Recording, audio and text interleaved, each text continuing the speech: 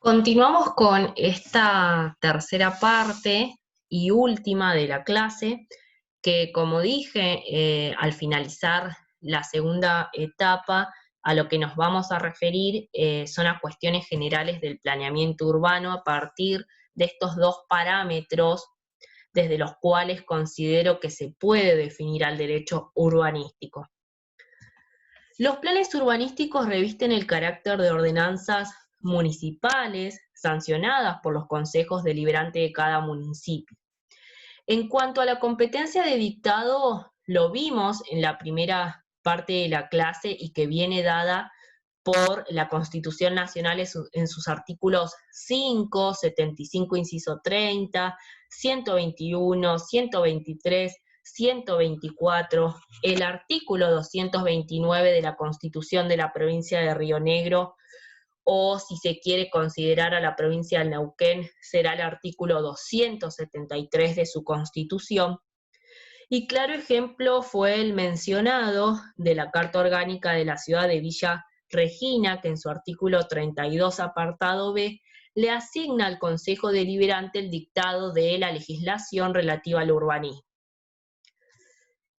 El planeamiento urbano, como consecuencia de estas dos aristas remarcadas y desde las cuales podemos definir al derecho urbanístico, va a tener como objeto el ordenamiento territorial, el uso del suelo, la edificación y las relaciones con los propietarios. El ordenamiento territorial, para poder lograr una ocupación racional del territorio mediante una normativa que permita o prohíba ciertos usos del suelo y valore a su vez los recursos naturales y el desarrollo socioeconómico. El uso del suelo como espacio físico, ¿sí? en el que se van a construir los edificios, las infraestructuras. Por eso lo que se definen son categorías de suelo según las tipologías o las iniciativas que se autorizan sobre ellos. Por ejemplo, suelos edificables, suelos industriales, de recreo o agrícolas. La edificación vista como proyecto de ciudad, ¿sí? En la que se va a relacionar el diseño, la planificación y la gestión urbana. Y por último, el planeamiento urbano lo que tiene por objeto son las relaciones con los propietarios derivadas básicamente de lo que vimos con anterioridad, que son las denominadas restricciones administrativas. El planeamiento está integrado por ciclos regulatorios o etapas. La primera etapa es la delimitación preliminar de áreas, luego viene la zonificación según los usos, en una tercera etapa el plan de ordenamiento general y cerrando el ciclo el plan de ordenamiento particularizado. La delimitación preliminar de áreas la podemos definir como aquel instrumento técnico jurídico que es de carácter preventivo y que va a tener por objeto reconocer la primera situación física existente en cada municipio para así poder delimitar áreas urbanas y rurales y zonas de eventuales usos específicos. Lo que tenemos que tener presente es que la delimitación preliminar de áreas es un marco de referencia, es decir, que no es definitiva, sino que va a permitir ir realizando cambios según las necesidades que presente la ciudad. La zonificación según los usos es otra técnica utilizada en el planeamiento por la cual se va a dividir a la ciudad en zonas con características análogas, agrupando edificaciones con destinos o fines similares, fijando, por ejemplo, alturas máximas o mínimas de construcción, distribución de espacios verdes, entre otros. Por ejemplo, de la zonificación, lo que surge es la determinación de zonas industriales, residenciales, comerciales o de esparcimiento. Y esta etapa de zonificación está relacionada con los usos prohibidos, permitidos y compatibles, pero también con indicadores urbanísticos, principalmente el FOD u ocupación o factor de ocupación total, y el FOS, que es el factor de ocupación del suelo, que más adelante vamos a ver de qué tratan. El planeamiento o el plan de ordenamiento general, como su nombre lo indica, lo que va a organizar es el territorio de la ciudad de manera amplia, sin enfocarse en sectores o en áreas específicas, y lo que va a delinear son pautas a las que deben ajustarse los planes de ordenamiento particularizados. Y este plan de ordenamiento general puede resultar de un trabajo conjunto o de una proyección intermunicipal o regional. Y la última etapa, que es el plan de ordenamiento particularizado, que completa este ciclo de planeamiento, va a enfocarse en la formulación de políticas urbanas de desarrollo en un punto determinado dentro del área general de la ciudad, por ejemplo, dentro de un barrio.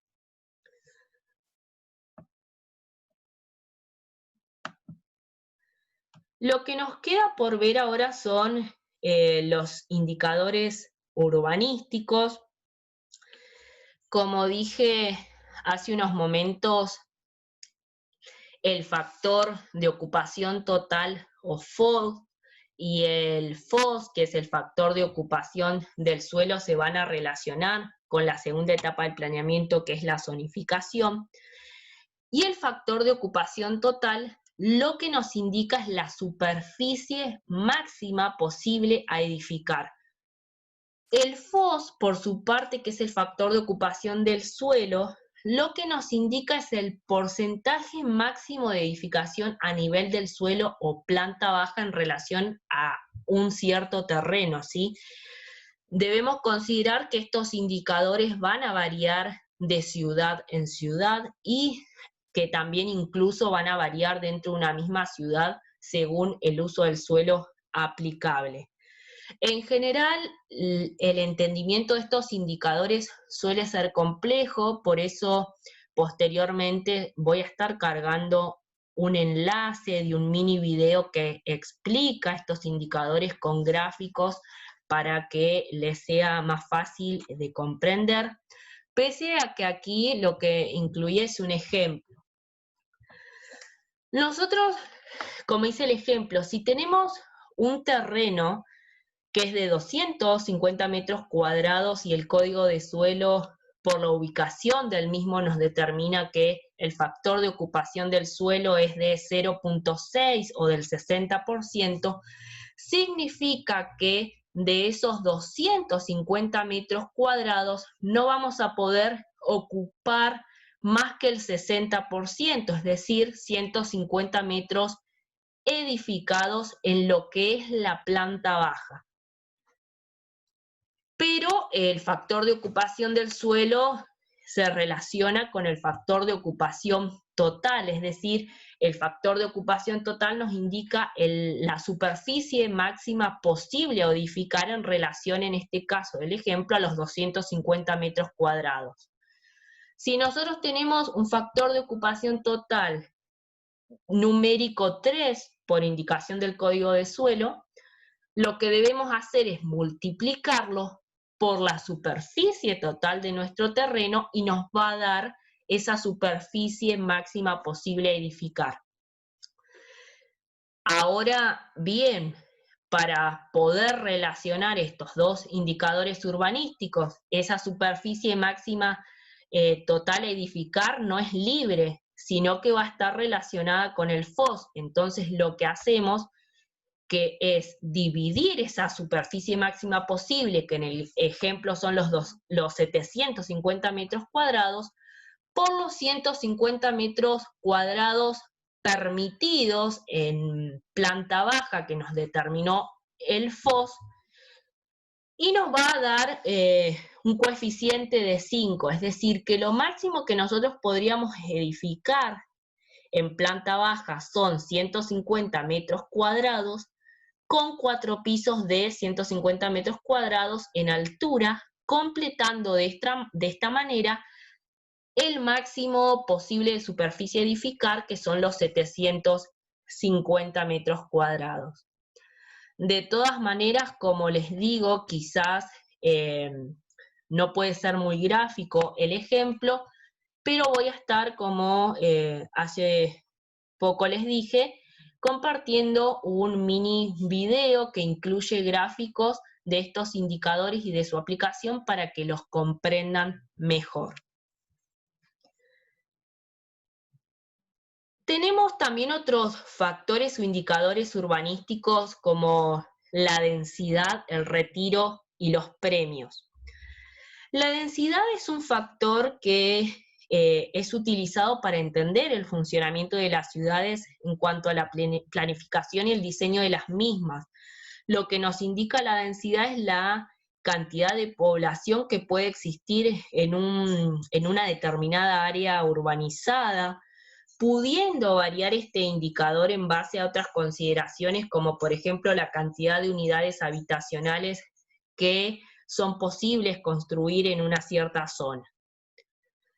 Por otra parte, los retiros como indicadores urbanísticos son las distancias que se deben respetar en las construcciones y que van a separar a las mismas de la vía pública y de los linderos laterales y posteriores, sin perjuicio de que hay una posibilidad de construir entre medianeras con ocupación total sin retiros, como ocurre en la mayoría de los edificios. El último indicador es el denominado premio o premios, que son definidos como compensaciones urbanísticas que benefician al propietario del terreno en la ampliación del factor de ocupación total. Por ejemplo, para construir lo que tenemos que respetar es un mínimo de retiro. Pero si quizás decidimos dejar en esa construcción un retiro más amplio, nos vamos a ver beneficiados por la ampliación de la mayor superficie a construir en función del factor de ocupación total, o también en el supuesto de ocupar una menor superficie del suelo o mayor separación del eje divisorio, también nos vamos a ver beneficiados.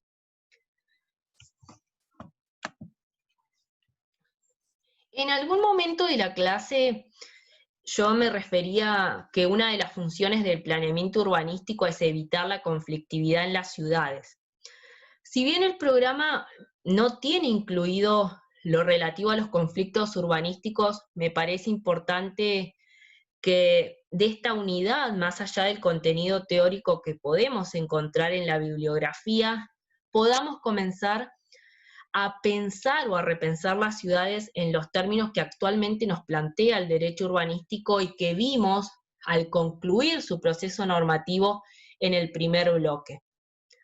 Lógicamente, la conflictividad va a venir dada por la violación de las normas urbanísticas en cuanto a restricciones administrativas o usos del suelo. Tal el caso, podríamos decir, por ejemplo, la construcción de una industria en zona residencial, que esto le va a generar a las viviendas lindantes riesgos importantes frente a eventuales siniestros y, por supuesto, una desvalorización en su cotización inmobiliaria. Pero pese a esto, el mayor conflicto urbanístico de las ciudades latinoamericanas se origina en la disputa del acceso al suelo o en las ocupaciones denominadas tomas. Lejos de analizar la cuestión más bien penal del asunto, claramente estas tensiones sociales podemos decir que emergen ante la conformación de asentamientos informales que ponen de manifiesto la falta de planificación a largo plazo o la existencia de una planificación reducida a una mirada simplemente técnica del urbanismo.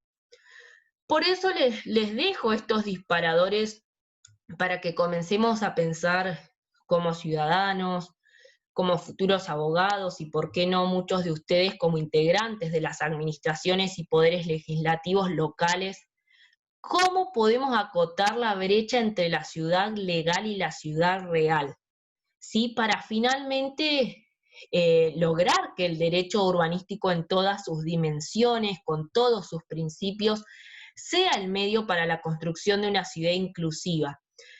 Una ciudad inclusiva que reequilibre las problemáticas comunes como el déficit de infraestructura y vivienda, la pobreza, la marginación, los servicios públicos deficientes y la baja accesibilidad a los mismos.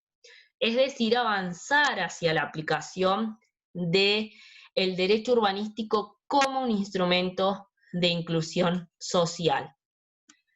Con esto damos por finalizada la clase y el cursado. Les deseo éxitos en el examen parcial y en el posterior examen final. Bueno, espero que estén bien, cuídense y les mando un abrazo.